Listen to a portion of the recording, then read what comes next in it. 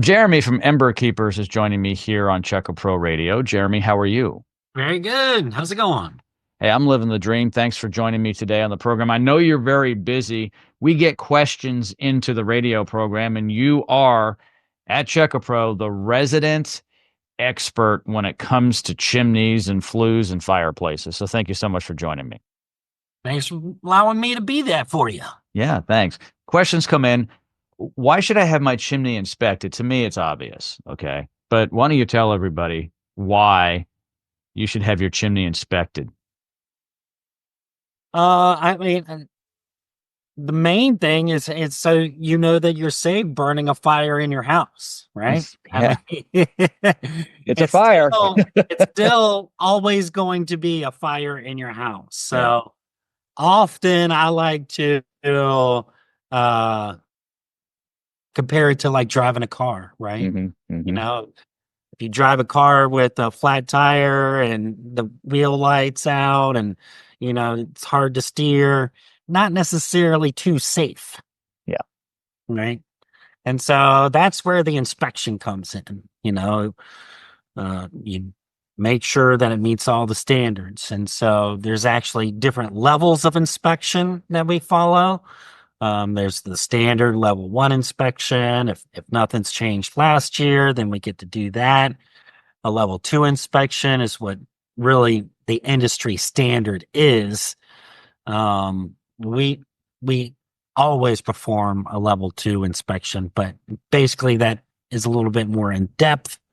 You run a video camera up the flue and get Mm. on the roof, inspect all that.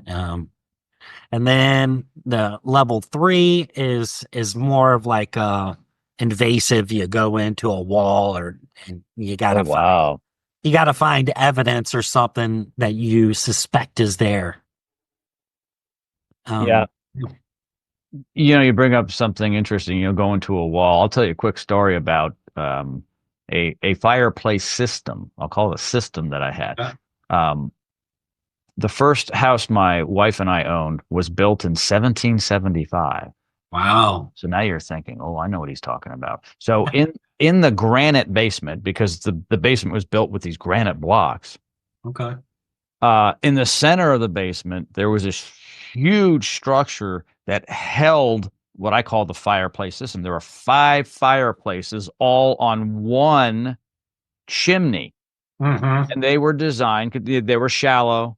They were designed to heat the best they could because there was no heating back in 1775 besides that. And that's how you warmed your water. And in the kitchen, you could walk into the fireplace. But what's interesting is in the basement, you saw this huge foundation just to hold that structure. And I bring this up because I was thinking about having to go through walls. We used those fireplaces on a regular basis because it was a neat old house. Yeah. But we probably took a huge risk because the bricks and mortar were old and Mm. who knows what was going on the walls. But it got me to thinking of that old house. But have you ever seen a structure like I'm talking about? It's in very old homes because they use it to heat. It's that's probably more in the northeast part of the country. Yeah, this was in Uh, Rhode Island. Yeah. Hmm. yeah, yeah. And so a lot of those really shallow fireplaces were actually designed for coal burning. Oh, okay.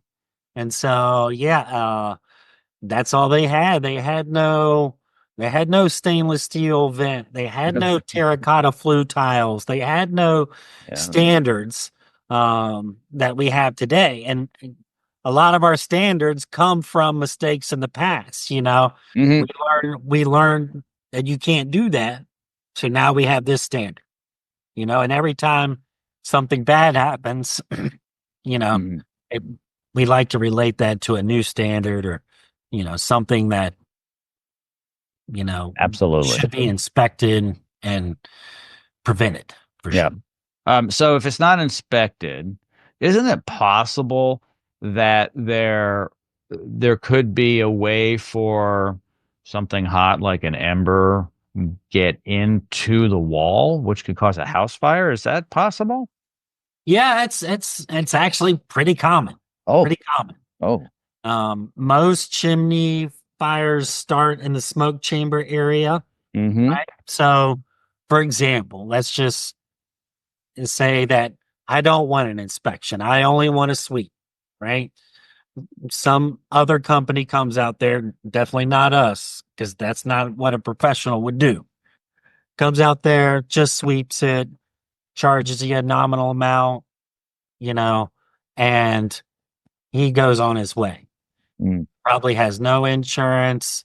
But the more important Oh, thing is you don't know if your chimney's safe or not safe, and so that's where the inspection comes in and is very important because, like you said, there could be gaps and cracks in the flue tiles. mm-hmm. There could be clearance issues where wood is too close to the chimney.